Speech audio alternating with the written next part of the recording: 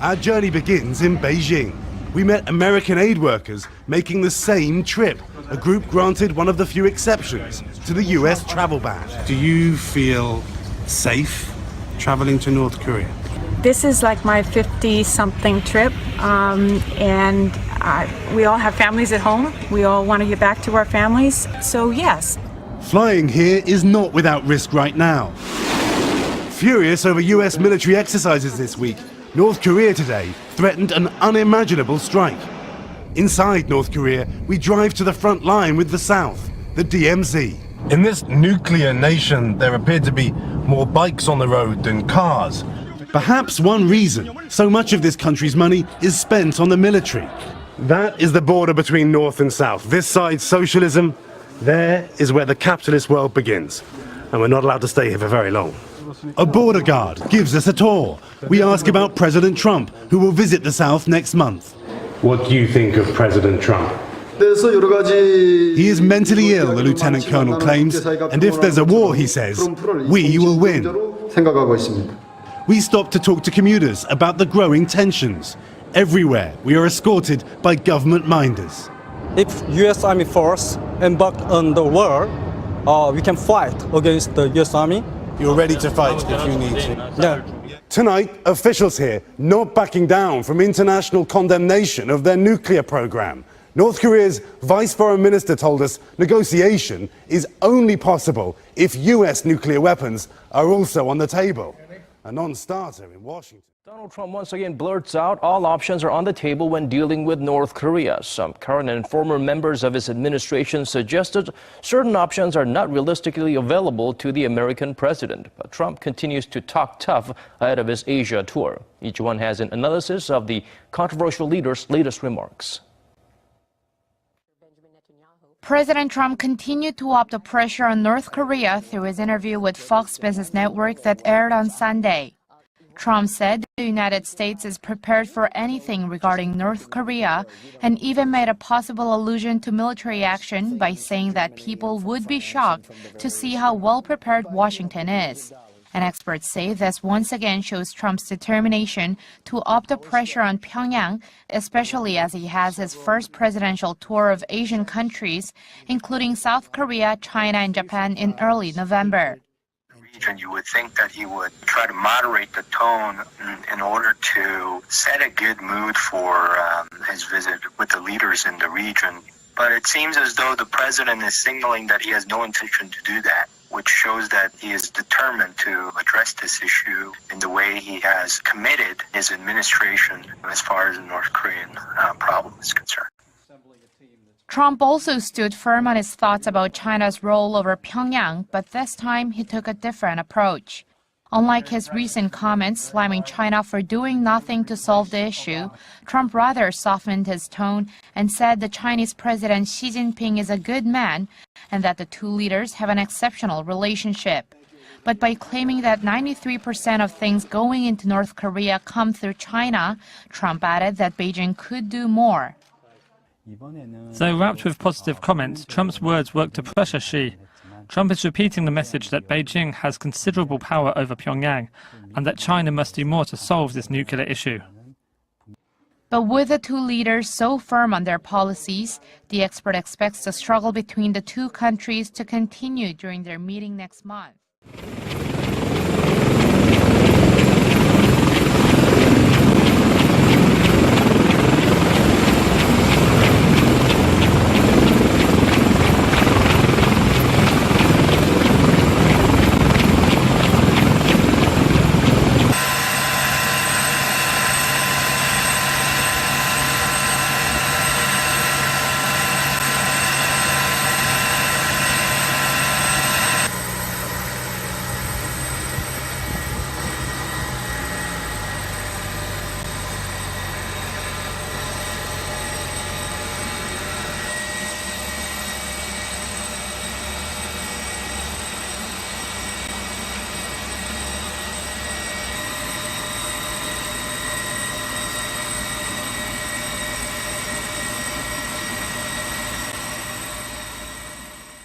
North Korea.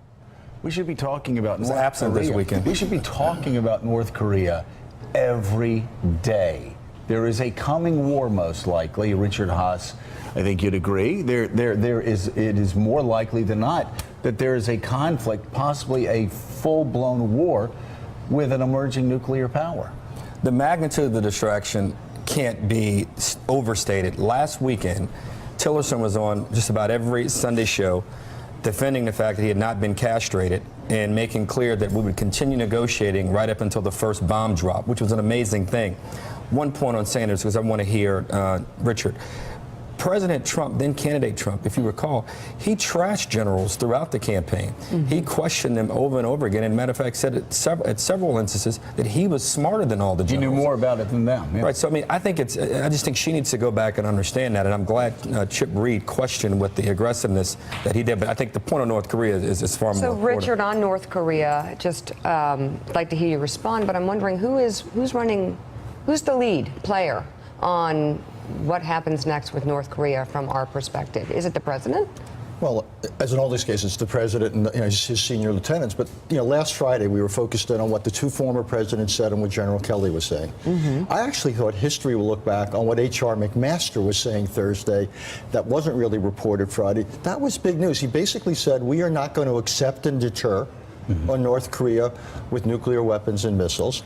And other than denuclearization, which I would argue is not going to happen. They're not going to do that. We're not interested in arms control. So what is the impact of that when he says basically we're not going to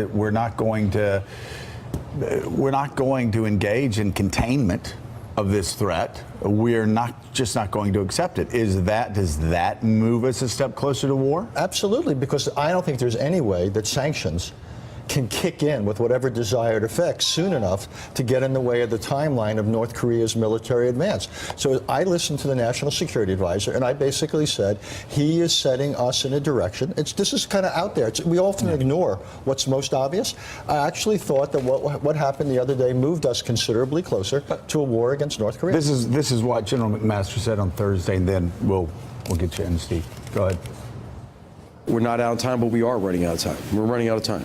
And so this is a problem set that we have to take on with a great sense of urgency. The president's been extremely clear on his perspective on North Korea.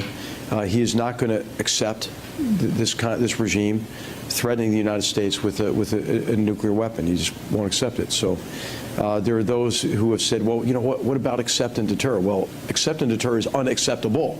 And so this puts us in a situation where we are in a race to resolve this short of military action. Steve? Richard, look, I can't disagree with you. Obviously, the threat of war is real, but it seems to me war there, it's just unimaginable, right? There are 250,000 Americans in South Korea. There are 20 million people in Seoul, 60 kilometers or something like that from the DMZ. It can't possibly go well. It can't possibly end well. It has to be it has to make Vietnam look like a pipsqueak compared to what would happen in the Korean Peninsula if we actually did something like that. It would be horrific. It's not unimaginable. And I could see it either happening out of design, which is what was hinted at the other day, or out of accident.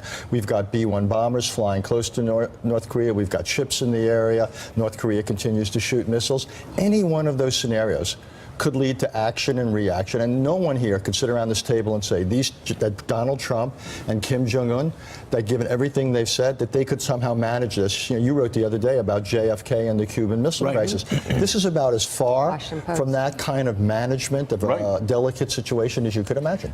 Sometimes you have to step back when you look at these issues, and it gets too cluttered, and you just have to look at the players. And you have to figure out what they're going to do. I believe if you step back and take a look from a distance at Donald Trump, this is a guy who has already told himself and every general around him, I will not be the person that allows North Korea to develop technology to send a nuclear weapon to the West Coast. And I think unlike other presidents, he is not limited by the fears that limited JFK or even Ronald Reagan. And by the way, when I say fears, don't flinch. I mean you have reason to be scared of a war that could wipe out 500,000 people. No, I just in a think he couple of wants weeks. to use nukes. That's what I think he feels. Well, I no. totally disagree. I think that he's You totally a little. disagree with We've what? heard him over the past year. Right, he's excited about the The concept. U.S. floor plans don't require the use of nuclear. You didn't. I know. You didn't hear me, Mika. I heard you. No, you but didn't. No, I said he is not chained by the same fears Right. that chained JFK and Reagan, a fear of nuclear weapons, a fear of war, and unfortunately, I think we have to be on guard after that. Since he is so contemptuous of the Constitution that if a war does begin, we have to be very careful about what steps he takes at home domestically if he does start that war.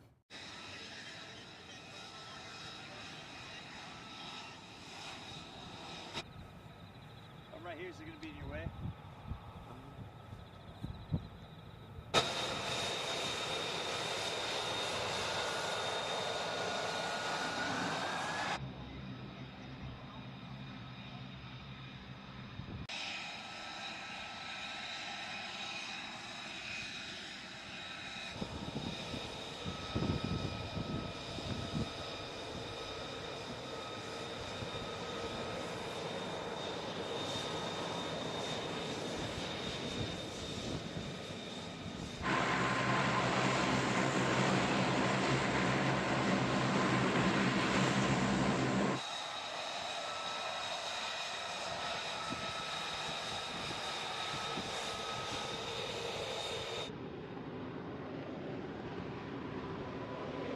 So much of this country's money is spent on the military.